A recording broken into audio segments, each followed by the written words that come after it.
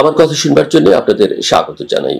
বাংলাদেশের রাজনীতিতে জুলাই সনদ এখন কেবল একটি ঘোষণা নয়, বরং ঐতিহাসিক রূপান্তরের দাবি।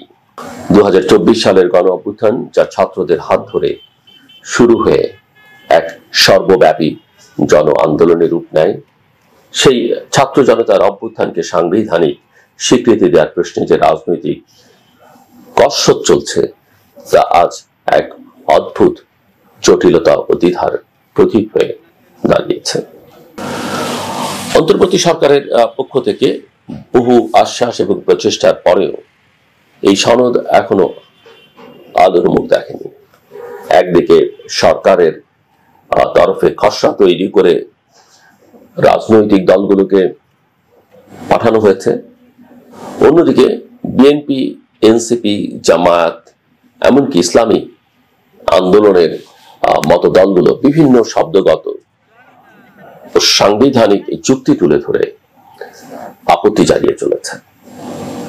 কেউ কেউ বলছে প্রস্তাবনায় রাখতে হবে এটা ওটা, কেউ বলছে সংবিধানের তফসিলে যুক্ত করলেই হবে বা চলবে, কেউ আবার বলছে জনগণের মতামত নিতে হবে গণভোটের মাধ্যমে।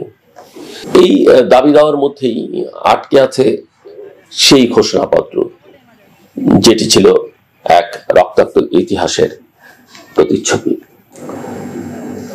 আমাদের সবারই এটা মনে রাখা জরুরি যে জুলাই সনদ কেবল একটি রাজনৈতিক বক্তব্য নয়, এটি হলো রাষ্ট্রকে নতুনভাবে সংজ্ঞায়িত করবার একটা প্রচেষ্টা।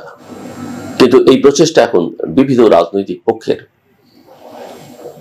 কৌশলগত চাপের খেলায় পর্যবসিত হয়েছে। সরকারের দিক থেকে বলা হচ্ছে যে তারা সব পক্ষকে নিয়ে ঐকমত্যে পৌঁছতে চায়। বাংলাদেশ জাতীয়তাবাদী দল বিএনপি বলছে সংবিধানের প্রস্তাবনায় নয়, চতুর্থ তফসিলে থাকতে হবে জুলাই স্বীকৃতি।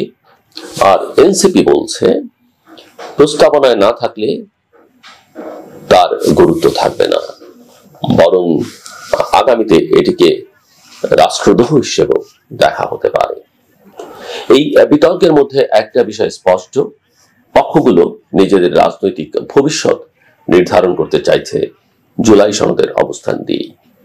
সরকারের জন্য এটা বৈধতার প্রশ্ন, বিএনপির জন্য এটা প্রতীকী প্রতিরোধ, আর এনসিপি, জামায়াতের মতো দলের জন্য এটি হচ্ছে রাজনৈতিক দর কষাকষির মঞ্চ।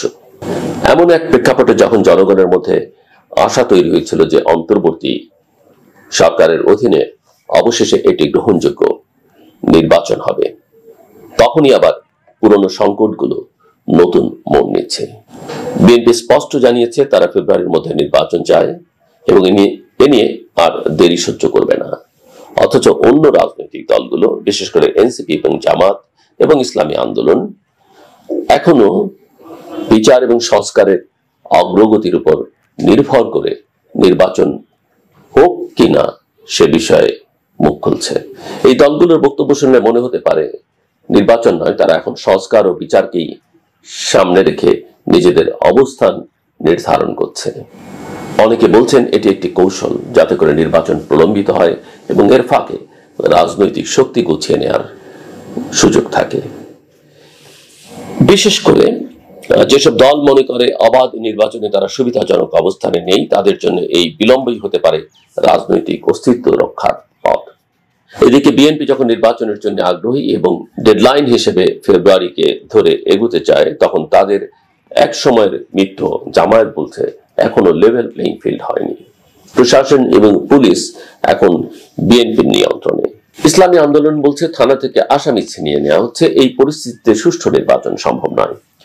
এইসব বক্তব্য থেকে প্রশ্ন জাগে, জামায়াত বা ইসলামী আন্দোলনের এমন উদ্বেগ কি প্রকৃত, নাকি নির্বাচন বিলম্বের কৌশল?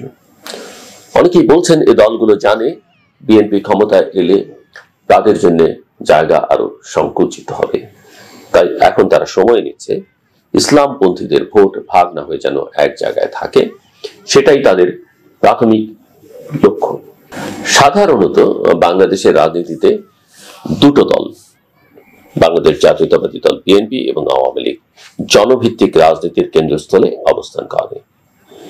মাঝখানে ইসলামী দলগুলো প্রান্তিক বলয়ে থেকেছে, কিন্তু আওয়ামী লীগের পতনের পর রাজনৈতিক মাঠে ফাঁকা জায়গা তৈরির সুযোগে ইসলামী দলগুলো নিজেদের গুরুত্ব বাড়ানোর চেষ্টায় আছে। বিশেষ করে তারা যখন পিয়ার পদ্ধতির কথা বলছে, তখন বোঝা যায় তারা চায় একটি জোট হয়ে আসন ভাগাভাগির মাধ্যমে সংসদে প্রতিনিধিত্ব নিশ্চিত করতে। এই প্রেক্ষাপটে নির্বাচন কমিশন বা সরকারের ভূমিকা আরো জটিল হয়ে উঠেছে। কারণ একদিকে তাদের প্রস্তুতির নির্দেশনা দেয়া হচ্ছে, যেমনটা ডক্টর ইউনূস দিয়েছেন, ডিসেম্বরের মধ্যেই প্রস্তুতি শেষ করতে হবে, তার প্রেস সেক্রেটারির বক্তব্যের মধ্য দিয়ে যেটা জানা গেছে। আবার অন্যদিকে রাজনৈতিক দলগুলোর মধ্যে ঐকমত্যের সংকট এতটাই গভীর যে কেউ জানে না শেষ পর্যন্ত নির্বাচন আদৌ হবে কিনা। এর মধ্যেই উঠেছে নতুন প্রজন্মের ভোটারদের নিয়ে বিশেষ ব্যবস্থার প্রশ্ন। সরকার বলছে নতুন ভোটারদের জন্য আলাদা গুরুত্ব দিতে হবে, যেন তারা ভোটের একটি ভালো অভিজ্ঞতা পায়।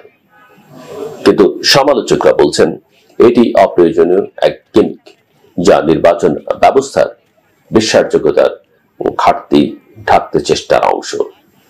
এবং নির্বাচনে সকল ভোটার সমান, সেটাও কিন্তু এই বক্তব্য সেই ধারণারও পরিপন্থী। তবে বাস্তবতা হচ্ছে নির্বাচন ছাড়া কোনো বিকল্প নেই। বিচার ও সংস্কার একটি চলমান প্রক্রিয়া, যা নির্বাচন পর্বেও হতে পারে, নির্বাচন পূর্বেও হতে পারে, নির্বাচন পরবর্তী সময়েও চলতে পারে। এই ধারাবাহিকতা বজায় রাখতে হলে দরকার স্থিতিশীলতা, আর সেই স্থিতিশীলতা আসবে এটি গ্রহণযোগ্য নির্বাচনের মাধ্যমে। কিন্তু যদি রাজনৈতিক দলগুলো নিজেদের কৌশলগত স্বার্থে নির্বাচনকে বিলম্বিত করতে চায়, তাহলে তা পুরো রাষ্ট্র ব্যবস্থাকেই অচল করে তুলবে। বাংলাদেশের ইতিহাসে বলে যে দল যতই জনপ্রিয় হোক, নির্বাচনের মাঠে নামার আগে কেউই নিশ্চিত থাকতে পারে না, কারণ ভোটারদের আচরণ সময় এবং বাস্তবতার সঙ্গে বদলায়। 2001 সালের পরে 2 যুগ পার হয়ে গেছে।